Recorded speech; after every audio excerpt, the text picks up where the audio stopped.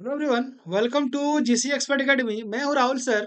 और आज हम लोग देखेंगे साहिबगंज चौकीदार भर्ती परीक्षा हेतु सेट नंबर 8। जो भी बच्चे पहली बार हमारी वीडियो को देख रहे हैं, हमारे चैनल को सब्सक्राइब कर लीजिएगा। बगल में बेल आइकन का बटन होगा, उसे दबा दीजिएगा ताकि हमारे आने वाले सभी अपडेट, सभी वीडियो आप तक सबसे पहले पहुंच पाए, है ना। देखिए, हमने साहिबगंज चौकीदार भर्ती परीक्षा हेतु 10 प्रैक्टिस सेट तैयार किया है। ठीक है, 10 प्रैक्टिस सेट जो है, जो भी बच्चे हमारे 10 प्रैक्टिस सेट को लेना चाहते हैं, तो जो नंबर हम यहाँ पे लिख रहे हैं, ठीक है, मेरा नंबर है 7547827450। तो आप लोग इस नंबर पर, ये मेरा व्हाट्सएप नंबर है, इस पर मैसेज करके 10 प्रैक्टिस सेट ले सकते हैं। आपको सिर्फ और सिर्फ 50 रुपये में 10 प्रैक्टिस सेट प्रदान किया जा रहा है। ठीक है, तो बहुत सारे लड़कों ने अब तक पीडीएफ परचेज कर लिए हैं। अब आपकी बारी है, आप भी फटाफट से पीडीएफ परचेज कीजिए। आइए स्टार्ट कर रहे हैं सेट नंबर 8 को। देखिए, जो भी बच्चे पिछला जितने भी हमारे वीडियो है, अगर छूट गया है किन्हीं का, तो हमारे प्लेलिस्ट में जाइएगा, झारखंड चौकीदार भर्ती परीक्षा लिखा होगा। वहां पे आपको साहिबगंज चौकीदार भर्ती परीक्षा से रिलेटेड सभी वीडियो मिल जाएंगे, एक साथ एक ही जगह पर, बेस्ट क्वालिटी में। ठीक है, चलिए आइए स्टार्ट करते हैं। पहला प्रश्न है सेट नंबर 8 का। क्या पहला प्रश्न है कि 15 नवंबर 2000 ईस्वी को झारखंड राज्य का गठन किस महापुरुष के जन्मदिन के अवसर पर किया गया? देखिए, 15 नवंबर 2000 का दिन था, झारखंड राज्य का जब गठन हुआ था। तो भाई उसी दिन क्यों किया गया? क्योंकि उस दिन भगवान बिरसा मुंडा का जन्म दिवस है, इसीलिए। ठीक है। आइए दूसरा प्रश्न है कि जहाँ राज्य का सबसे छोटा लोकसभा निर्वाचन क्षेत्र कौन है? तो देखिए, सबसे बड़ा मैंने पिछले वीडियो में बताया था आपको, पश्चिमी सिंहभूम हो जाएगा, जहाँ से सांसद हैं जोबा मांझी। दूसरा यानी जो प्रश्न है, वो सबसे छोटा लोकसभा निर्वाचन क्षेत्र की बात करेंगे, चतरा से सांसद हैं बीजेपी के कालीचरण सिंह, नाम है उनका। ठीक है, चलिए आइए अगला सवाल देखते हैं कि झारखंड विधानसभा में निर्वाचित सदस्यों की संख्या कितनी है? देखिए, झारखंड विधानसभा में जो निर्वाचित सदस्य हैं, उनकी संख्या 81 हो जाएगी आपकी। ठीक है, अगला सवाल है कि झारखंड राज्य प्रदूषण नियंत्रण बोर्ड की स्थापना कब हुई थी? देखिए, झारखंड राज्य जो प्रदूषण नियंत्रण बोर्ड है, उसकी स्थापना की बात करेंगे तो वो 9 अप्रैल 2001 ईस्वी को हुई थी। ठीक है, अगला सवाल, अलग राज्य बनने के बाद झारखंड में पहली जनगणना कब हुई? देखिए, बहुत इंटरेस्टिंग प्रश्न है यहाँ पे। अगर प्रश्न दे दे कि झारखंड में पहली बार जनगणना कब हुई, तो हो जाएगा आपका 1872 ईस्वी को। लेकिन यहाँ पे प्रश्न चेंज किया गया है। अब पहले आप लोग प्रश्नों को बढ़िया से पढ़िएगा, उसके बाद टिक कीजिएगा। ठीक है, कि अलग राज्य बनने के बाद क्या लिखा, देखिए यहाँ पे, अलग राज्य बनने के बाद झारखंड में पहली जनगणना कब हुई? तो 2001 ईस्वी को हुई। अगर कितनी बार जनगणना हुई अलग राज्य बनने के बाद झारखंड में, तो 2 बार जनगणना हुई।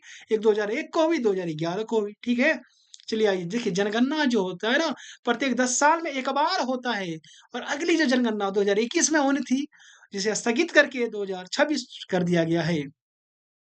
आइए अगला सवाल कि साम्राज्यवादी नीतियों के विरुद्ध झारखंड में क्रांतिकारी पत्रकारिता की शुरुआत करने वाले कौन पत्रकार थे? देखिए, साम्राज्यवादी जो नीतियां होती है ना, उसके विरुद्ध झारखंड में जो क्रांतिकारी पत्रकारिता की शुरुआत करने वाला पहला पत्रकार सखाराम गणेश देवस्कर जी थे। ठीक है, अगला सवाल है कि झारखंड का सबसे गर्म स्थल कौन सा है? तो जमशेदपुर हो जाएगा। सबसे ठंडा स्थल की बात करेंगे तो आपका नेतरहाट हो जाएगा। और सबसे गर्म स्थल की बात करेंगे, आपका जमशेदपुर हो जाएगा। अगर अगला सवाल हम लोग देखेंगे यहाँ पे, कहाँ पे चले आए हम लोग? हाँ, ठीक है। देखिए, अगला सवाल है कि राजमहल में जो हर्षवर्धन से मिलने वाले चीनी यात्री का नाम क्या था? देखिए, हर्षवर्धन से राजमहल में कौन मिले थे चीनी यात्री? तो वैन सांग थे। ठीक है, आपका जो जिला है ना, आप जिस जिले के निवासी हैं, आपको अपने आप में गर्व करने की बात है। ठीक है, आपको अपने आप में हमेशा गर्व करनी चाहिए कि हम उस ऐतिहासिक जिले के निवासी हैं, जहाँ पे वैन सांग जैसे महान यात्रियों का यहाँ पे आगमन हुआ। ठीक है, चलिए आइए अगला प्रश्न है कि झारखंड का पहला विधि महाविद्यालय कौन है? तो झारखंड का अगर पहला विधि महाविद्यालय की बात करेंगे तो छोटा नागपुर लॉ कॉलेज हो जाएगा आपका। ठीक है, चलिए अगला सवाल है कि झूम कृषि किस जनजाति से संबंधित है? अगर झूम कृषि की बात करेंगे तो पहाड़िया जनजाति से रिलेटेड है झूम कृषि, है ना। आप लोग कमेंट बॉक्स में कमेंट करके बताइए कि पहाड़िया जनजाति में झूम कृषि को क्या कहा जाता है?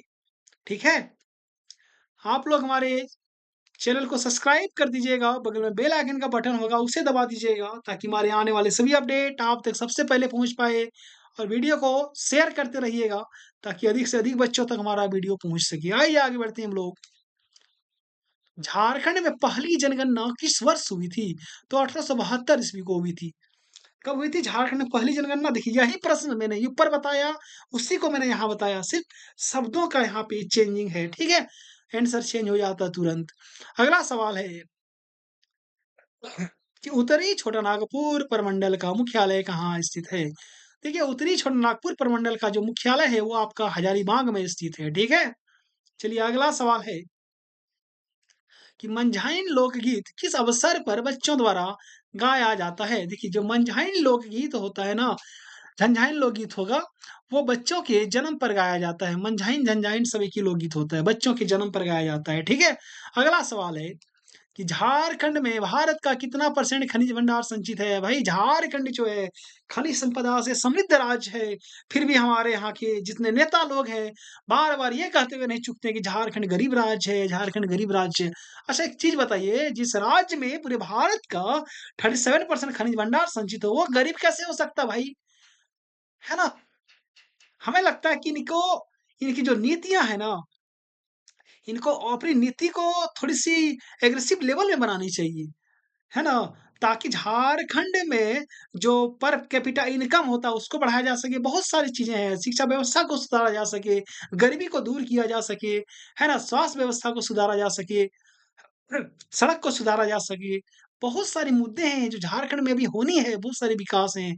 लेकिन हमारे देखिएगा यहाँ पे एक बार सीएम बन गए, दोबारा जब इन्होंने शपथ ग्रहण लिया, बड़े-बड़े भाषण मतलब वादे किए चुनाव से पहले, आने के बाद सब फुस हो गए, खाली ₹2500 दे दिए, मैया सम्मान योजना के नाम पे, उसके बाद कुछ नहीं। ना बहाली दे रहा है, ना कुछ कर रहा है, बच्चा जाए तो जाए कहाँ पे, है ना? देखिए, अगला सवाल है कि राजा मान सिंह ने राजमहल स्थित नए नगर का नाम क्या रखा था? देखिए, राजा मान सिंह ने राजमहल में जो नए नगर का नाम रखा था, वो क्या था? अकबर नगर था, ठीक है? आइए अगला सवाल है कि राजमहल ट्रैप किस चट्टान से निर्मित है? तो विशाल चट्टान हो जाएगा। बहुत सारे प्रश्नों को हमने ऊपर भी देखा, यानी पिछले सेट में भी देखा, यहाँ पे भी कुछ एक प्रश्न है, ठीक है? क्योंकि आपका जिला ही ऐसा है। जहाँ पे झारखंड जीके से भी प्रश्न बन सकते हैं और आपके जिले यानी साहिबगंज जीके से भी प्रश्न बन सकते हैं। आप उस ऐतिहासिक जिले से के निवासी हैं, है ना? आइए अगला सवाल, संथाल हुल के नेता कौन थे? संथाल हुल के नेता थे सिद्धू कान्हू भैरव। फूलो और जानो भी होंगे, ठीक है? आइए अगला सवाल कि झारखंड के पहले सीएम कौन थे? देखिए झारखंड के पहले सीएम की बात करेंगे तो माननीय बाबूलाल मरांडी जो अभी धनवार विधानसभा सीट से विधायक है। राय धनवार विधानसभा सीट से विधायक हैं, ठीक है? आइए अगला सवाल है कि यूल रूल 1856 झारखंड के किस क्षेत्र के लिए लागू किया गया था? जब यूल रूल की बात आती है ना तो संथाल परगना में से लागू किया गया था संथाल विद्रोह के बाद, ठीक है? अगला सवाल है कि किस स्वतंत्रता सेनानी ने यहाँ पे देखिएगा 1955 ईस्वी में पहली बार झारखंड राज्य के लिए राष्ट्रपति को ज्ञापन सौंपा था। देखिए कौन से ऐसे स्वतंत्रता सेनानी थे जिसने 1955 ईस्वी में पहली बार झारखंड राज्य के लिए राष्ट्रपति को अपना ज्ञापन सौंपा? तो जिन्हें छोटानागपुर केसरी के नाम से भी जाना जाता है वो है रामनारायण सिंह, ठीक है?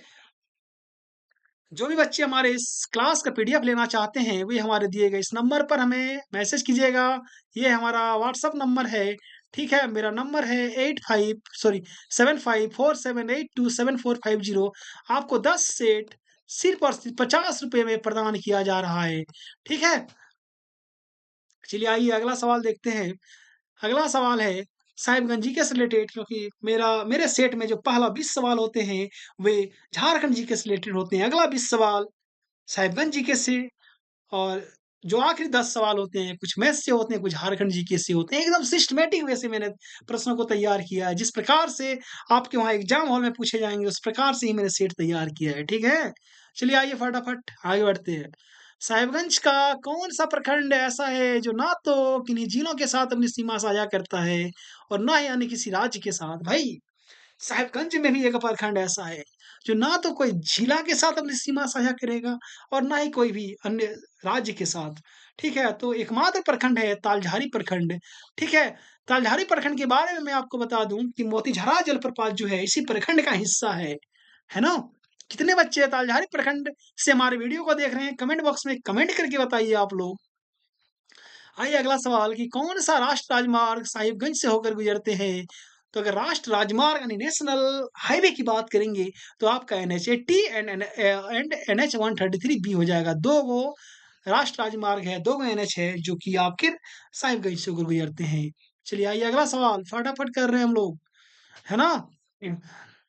कि साहिबगंज में निवास कर रहे जो अनुसूचित जनजाति की जब बात आती है मतलब हो गया शेड्यूल्ड ट्राइब्स यानी एसटी का लिंगानुपात कितना है तो 1010 हो गया इसका लिंगानुपात।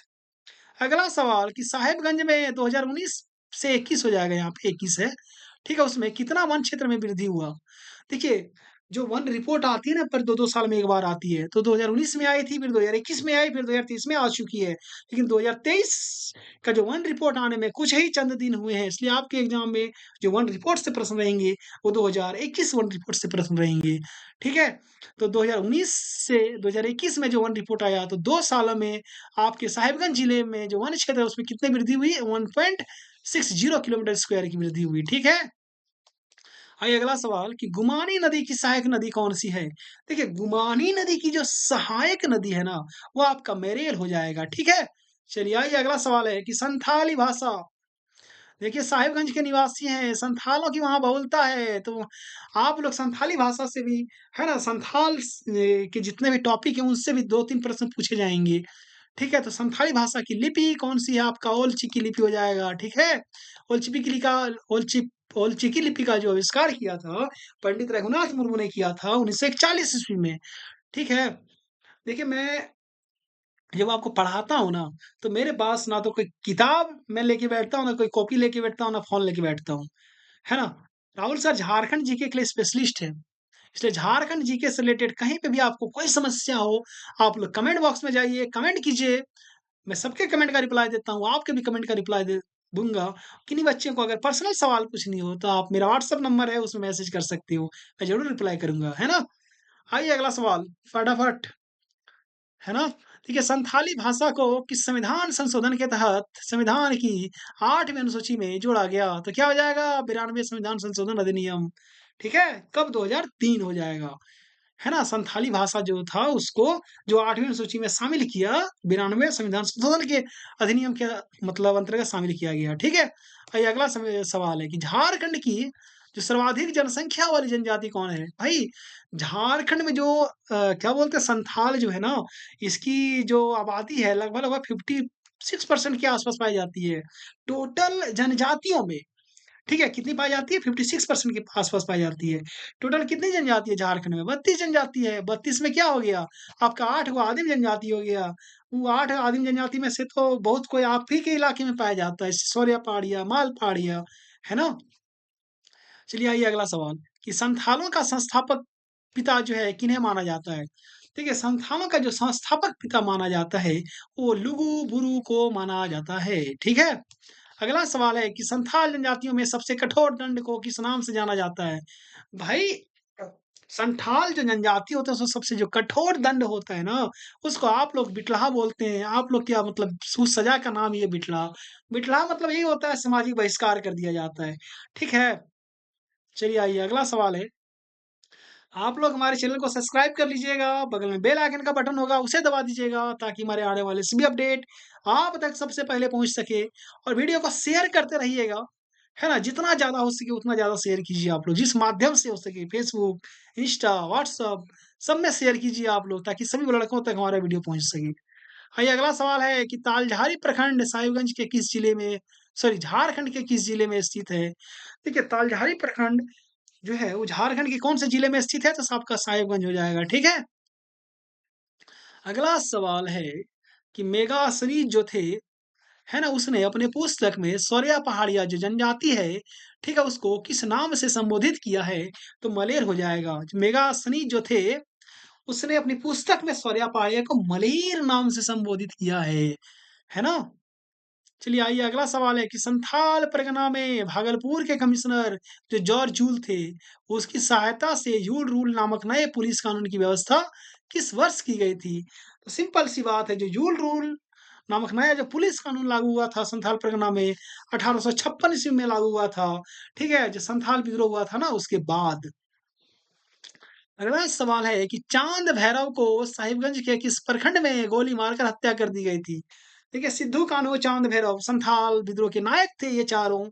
तो उसमें से चांद भैरव को है ना साहिबगंज के बरहेड़ प्रखंड में गोली मारकर हत्या कर दी गई थी। ठीक है। अगला सवाल है कि हूल का अर्थ क्या होता है? तो देखिए हूल का जो अर्थ होता है वो क्रांति या बगावत होता है। क्या होता है? क्रांति या बगावत। अगला सवाल देखते हैं कि संथाल विद्रोह को देखिएगा यहाँ पे संथाल विद्रोह को किन-किन नामों से जाना जाता है? तो संथाल विद्रोह को अलग-अलग विद्वानों ने, अलग-अलग इतिहासकारों ने अलग-अलग नाम से पुकारा है। जैसे कि किसी ने मुक्ति आंदोलन कहा, तो किसी ने खूनी विद्रोह की संज्ञा दी, तो किसी ने हूल विद्रोह के नाम से इसे संबोधित किया। ठीक है?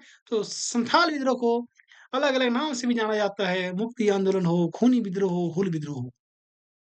अगला सवाल है कार्ल मार्क ने जिस विद्रोह को सॉरी ने किस विद्रोह को भारत का प्रथम जनक्रांति की संज्ञा दी? तो हूल विद्रोह को यानी संथाल हूल को यानी संथाल विद्रोह को। ठीक है। जो कार्ल मार्क्स थे उसने भारत का प्रथम जनक्रांति की संज्ञा दे डाली संथाल विद्रोह को। समझिए कि इनका जो क्या बोलते हैं इनका जो व्यापक विस्तार कितना बड़ा रहा होगा। ठीक है। चलिए आइए देखिए साहिबगंज में कितना परसेंट अनुसूचित जाति निवास करती है? हमने ऊपर देखा अनुसूचित जनजाति के बारे में, अब देख रहे हैं अनुसूचित जाति के बारे में। तो कितना परसेंट अनुसूचित जाति निवास करती है साहिबगंज में? तो 6.08%। ठीक है, यानी यहाँ पे एससी समुदाय के लोग बहुत कम पाए जाते हैं, बनस्पत एसटी की तुलना में। ठीक है, चलिए आइए अगला सवाल देखते हैं फटाफट।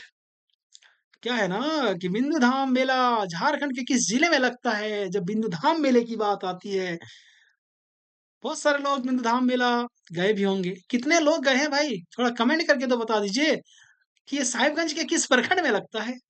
जिला तो साहिबगंज है, लेकिन किस प्रखंड में लगता है? है ना? अगला सवाल है कि माघी मेला जो है ना, माघी मेला वो झारखंड के किस जिले में लगता है? तो क्या हो जाएगा आपका? साहिबगंज में लगता है, ठीक है? जो भी बच्चे हमारे क्लास का पीडीएफ लेना चाहते हैं, हमारे दिए गए इस नंबर पर आप लोग हमें मैसेज कीजिए, ये मेरा व्हाट्सएप नंबर है, ठीक है? ये मेरा व्हाट्सएप नंबर है। आपको 10 प्रैक्टिस सेट मात्र और मात्र ₹50 में प्रदान किया जा रहा है। बहुत सारे लड़कों ने अब तक परचेज़ कर ली है पीडीएफ, अब आपकी बारी है, लेट मत कीजिए, फटाफट परचेज़ कीजिए, है ना? और अपने एग्ज़ाम की तैयारी को और धारदार बनाइए। देखिए 7547827450 मेरा वो व्हाट्सएप नंबर है, ठीक है? चलिए आइए अगला सवाल देखते हैं। अगला सवाल है, कुछ मैथ्स से रिलेटेड सवाल है। देखिए इस प्रकार के सवाल आपके एग्ज़ाम में पूछे जाएँगे, है ना? क्या है कि 118 minus 6 minus 4 plus 72 minus 12 divide 3 of 2। तो इसका जो आंसर है बुडमास का सवाल है 178 आ जाएँगे। इसी प्रकार के सवाल आपके एग्ज़ाम में रहेंगे, एकदम सेम टू सेम, ठीक है? तो यही वाला नहीं रहेंगे। आप लोग इस प्रकार के सवाल को थोड़ा प्रैक्टिस कर लीजिएगा। अगला भी सवाल बुडमास से रिलेटेड है। क्या है ना कि 12 plus 6 into 27 divide 3 plus 2 minus 16 divide 8 into 2 equal to dash क्या हो जाएगा? 64 आ जाएगा। इसको आप लोग ना कैलकुलेट कर लीजिएगा घर में बैठ के। ठीक है? अगला सवाल है कि 2, 3, 8, 27 उसके बाद क्या होगा? 112 हो जाएगा। ठीक है? अगला सवाल है क्या सवाल है अगला भाई? कि 7 के बाद अगली अभाज्य संख्या क्या होगी? 7 के बाद अगली जो अभाज्य संख्या होगी, क्या होगी? 11 होगी। अभाज्य संख्या मतलब क्या है? जो एक और अपने आप के से खाली मतलब डिवाइड होता है, उसके अलावा किसी से डिवाइड नहीं होता है ना? उसके बाद अगला सवाल है कि 4 अंक की सबसे छोटी संख्या क्या होगी? 4 अंक की सबसे छोटी संख्या, एक देखिए 3 जीरो, देखिए ये हो गया आपका, ठीक है? अगला सवाल देखते हैं, देखिए। अगला सवाल है कि पेरिस ओलंपिक में भारत ने कुल कितने पदक जीते? देखिए पेरिस ओलंपिक में भारत ने कुल यानी 2024 की हम लोग बात कर रहे हैं तो 29 पदक जीते। देखिए पेरिस ओलंपिक ना 2-2 प्रकार से एक पैरा ओलंपिक होता है, एक पेरिस ओलंपिक होता है, ठीक है? तो टोटल भारत ने 29 पदक जीते।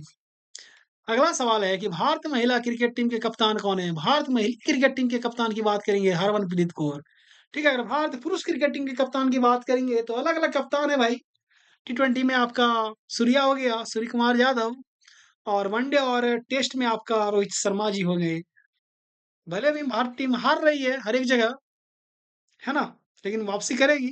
मुझे उम्मीद है, मैं भी क्रिकेट का बहुत बड़ा फ़ैन हूँ। अगर आप लोग भी क्रिकेट का फ़ैन हैं, तो आपके फ़ेवरेट खिलाड़ी कौन है? कमेंट बॉक्स में कमेंट कीजिए। थोड़ा हम भी तो जाने कि आप लोग किसके फ़ैन हो।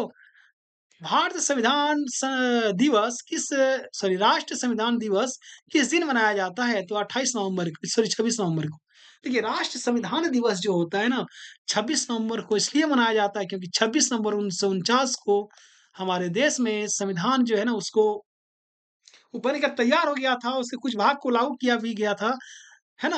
यानी पूर्णतः जो लागू किया गया वो 26 जनवरी 1950 को लागू किया गया था, ठीक है? चलिए आइए अगला सवाल है कि डब्ल्यू डॉट का पूरा नाम क्या है? तो वर्ल्ड वाइड वेब हो जाएगा, ठीक है? क्या हो जाएगा? World wide web.